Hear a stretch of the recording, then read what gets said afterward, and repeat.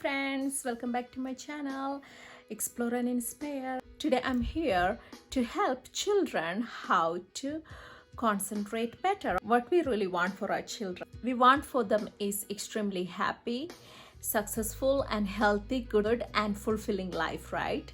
To achieve success in those areas, they need to be concentrated and focused. As an educator, I'm here today with you all to share or give some ideas or tips, the areas of concentration or attention span and focusing skills. So in most of the families I have heard, my child is having hard time focusing in one area. So I'm here with you to give you some of the tips and ideas. First of all, you need to find out which area they're lacking their focus. I'm going to separate the areas, like if one is social emotional area, and the second one is gross and fine motor skills, and the third one is academic area. And for the social emotional, children really care about their friends and friendships. In communication skill, we need to teach them looking at the people's face to whom they are communicating to. So look at their eyes, giving the eye contact. So you need to teach children how to talk each other. Whatever questions or communication you need to pass on to your children, just look at their face, get their eye contact and give them instruction that way, so they know this is how needs to be. Message has transferred, message has passed to another person. So that way they learn that communication skill and also listening skill. So when you talk to your child, that child is supposed to listen, look and listen to you. That is the focus. So teach them that skill at the early age in the social emotional.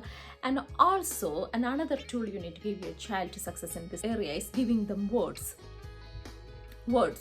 magical words. It can be like acknowledging words, saying please, thank you, welcome and excuse me.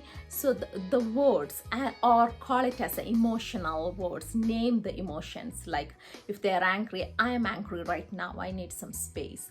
And I'm so happy, I'm excited, I need to go out and play. And or I'm surprised, I'm excited, I'm angry, I'm upset, I need to be alone. So whatever they're feeling, describe that emotion. So this should come from the school or a teacher or parents. So when they get frustrated, have them use the words and tell what is coming out of their body. So that is one of the things you need to teach your children.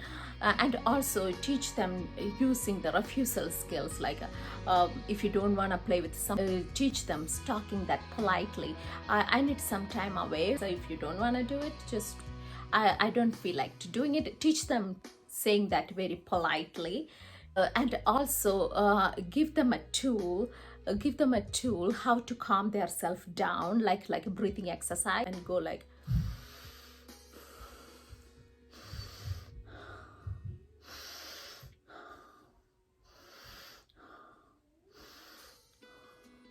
So this is one of the breathing exercise you can practice your children as early as you can. So breathing exercise really help with them their focusing skills. You can do this for in between academic and in between problem solving skills, between a problem with the child and just taking turns talking. That is also when they are in a problem, just listening and taking turns talking is one of the skills. And also you can encourage them to listen to the readers and also reading to the other people. So reading, when you read to the other children, they expect the audience to listen. At the same time, when the audience, what they expect, readers to read. The same vice versa, giving and taking. So those are the areas in a social. The next one is in a fine and gross motor skills. You can use the Montessori method of practical life skills like upper elementary and lower elementary. The practical skill looks really different. Skills look like ironing skills, clothes, doing hand laundry, and washing dishes with a 3-step process, and baby washing. is mopping, sweeping, and building a furniture, like assembling a furniture. So there are lots of areas, practical life areas in a real life they can involve themselves to learn that patience, the skill, the fine motor, the involved with their hands and doing something, hand and brain and eye-hand coordination. In gross motor skills, they can learn new skills like soccer, and basketball, so many sports skills like dribbling, catching, kicking, manipulative locomotor and motor skills, and manipulating with the toys like using a racket, using a bat, ball. These are the skills they can learn when they are in a elementary level age, to improve their the outdoors time. So they need to go outside and play minimum an hour every day. That is what it's recommended. So that will help them improve their concentration. Talking about academics, that's a very crucial area. So most of the children have struggle in focusing in academic area. So in that, I would give some of the tips. I will have some of the tips you can use with your children or students. Breaking the work down. So if a child is learning about addition facts, give them addition facts. Learn about one addition fact or two. They don't have to learn all at once. So break the work down. If they're learning about sight words, have them learn 5 or 10 sight words a day. If you want them to read a book, a page at a time, maybe a page in the morning, a page in the afternoon. So break the work down instead of expecting them to do all at stretch. That way you can eventually increase their concentration in the project that you want them to focus on. Another one is giving them a calm down space. Whenever they feel tired or frustrated or doing their hard work, provide in the classroom or at home at an area where they can go sit down and calm down and relax, and just make it easier the way like they can go there anytime and come back to the work anytime. So that is a flexibility, or they don't feel like they have to sit and complete the work at a stretch. And also giving an example. If a child is having a hard time sitting and working, take your work as a parent or a teacher, take your work and sit right next to them and do next to the child and do the work. That way they have a supporter there. They have a motivator who is also working across them, and so work with them if they are having hard time focusing. So again, as I said, the children are different in learning. Some of the visual learners, and some of them are kinesthetic learner. Some of them learn by playing, and they learn from outdoors. Some of them learn from pictures. Some of them learn from books and songs, and they learn differently. So provide the resource, provide the education with what they are interested in. That is what we say, like in a Montessori, we say like follow the child. So you see what is their interest, what they are interested in. So and learning that, you provide them the resource in a way where they can learn easily. Some kiddos are really artistic, and give them a journal to keep for like their private personal journal. Whenever they feel like to draw, they can sit and draw in them as a break work. They can work on numbers or alphabets, they can go back to their drawing and close and come back to their work. So give them that as a break work. And also you can give them, some children love to do the jump ropes. Some children are very restless and active. For the children like that, you can always provide 5 minutes of focusing work, and then they can go to the outside and do 10 jump ropes and hopping work, or run around for a couple of times and get fresh air and come back down and do the project again. So That is one idea. The child is an indoor person, don't want to go outside, and provide the break work at home, providing like Legos, puzzles, and lots of wooden buildings. There are lots of toys are available in the market, which helps children improve their concentration.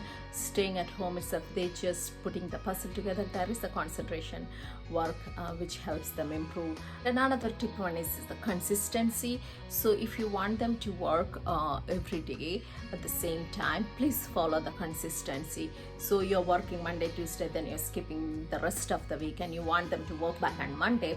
No, it is difficult for the children, some children, to do that. So if you're working, just give them the expectation, give them a heads up, in 5 minutes we will start our math work. After that we are doing our fun building, or after that you can go play outside and go eat dinner. So give them an idea what is coming up, what is going to be, what is afterwards. Giving them a heads up most of the time is a successful thing. So the children know what is coming. Okay, I don't have to sit and work for the entire time. And also set an expectation. That is what, set an expectation. Give them a ahead of time warning, and also set an expectation. You finish until this page, then you are done. You finish until this line, then you are done. So they need some tools to keep their brain focused. So they don't, for that you need to facilitate. Okay, this is what you're going to do, next you can do this. So most of the children want to play, and it is hard for them to sit and focus in one place for a long time. Another tool I would like to suggest is like giving options. So as just for an example, you gave your child, okay, in 5 minutes we are going to do math. Then the child is saying, no, I don't want it. You are saying, okay, this is the option. We can do a sight word, a language work, math, or science. Which work you want to pick out today? A child picks out science. Okay, good. Let's go to science, but tomorrow we are going to do math.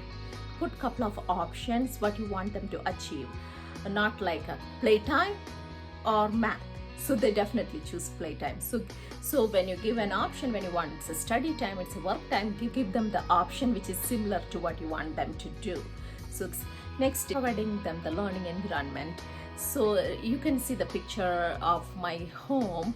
I have my 5-year-old and 3-year-old. They have a room where they have a tiny table in their kids size table and work area, and work is available on the shelf like pencils, all the artworks provided and in a shelf like this and labeled. And also they have toys available for the break work. So they work for a little bit, then they go to the break work at the same room, then put it away and go back to work.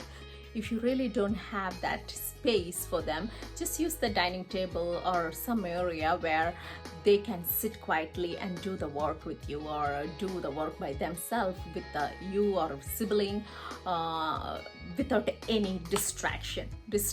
No, if TV is running at the back, no, it's hard to focus. So provide them an environment where your child can sit and focus and learn. And some of the children in that age do really well with the task book. So what is task book means, like you are a small book or something, or a clipboard, you are writing at their goal. Some children are really visual, or they like to check off and do their work. So you are making the task. They are taking responsibility for their tasks. So you can make a poster on the wall at your home, like Monday math, Tuesday science. So like that way they can themselves regulate their day, navigate their day looking at the chart, like making, and also next to that, okay, mastered sticker or practicing sticker. So this is a good way for them to independently learn. That is one of the tip. Another one I want to say, tick tick tick tick, timer. Yes, timer. So some children are really hard time focusing on one task. So I use the tick tick, the baking timer. Set it for 5 minutes. When you set it for 5 minutes, it is so that what is that shows the 5 minutes is the limit. So they need to sit down and do 5 minutes of learning, and they can have a break. So it is visual, so it's for visual learners and very auditory learners. It's really helpful.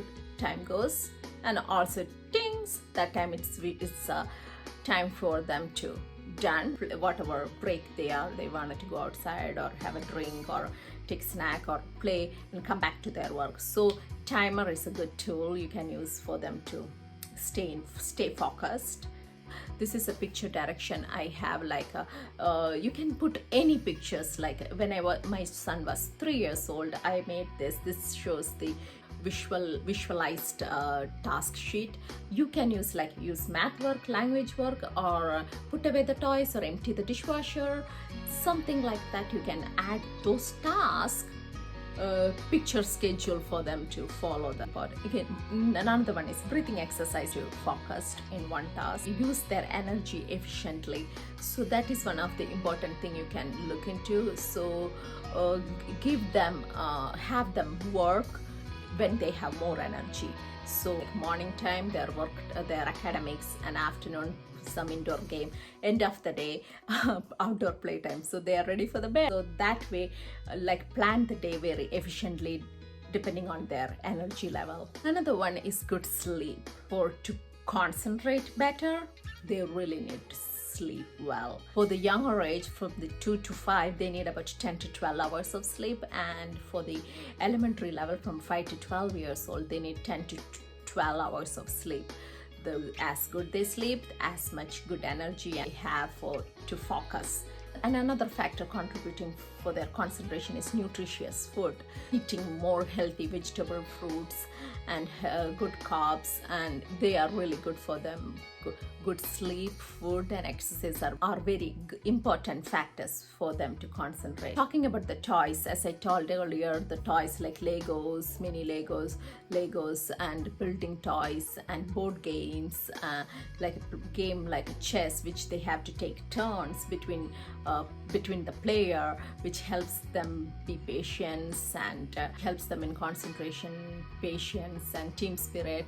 Board games for indoors and outside, like a big soccer games and big field games in the sports, are really helpful for the children to focus and divide the task in a small chunks, so they don't have to sit and do for the whole time. Set a timer or have them go do their break work, which will really help them focus. And a very supportive family and school or teacher help a child to get success in so many ways. So again, follow the child and see what they are needing to learn and achieve. Go with that route, with their interests, like which way they are wanting to learn. So have them provide that resource for them to achieve their goal. I'm so happy that I could share some of my tips and ideas with you for your child to success. I hope this is helpful for parents and teachers and for their children to help success. Thank you for watching. I appreciate your time, and please comment below if you have any questions, and please subscribe my channel for more tips and ideas for parenting and for teaching. These tips will help your child in the area of focusing and concentrating. Thank you so much for watching. I'll see you again with another episode. Until then, bye bye.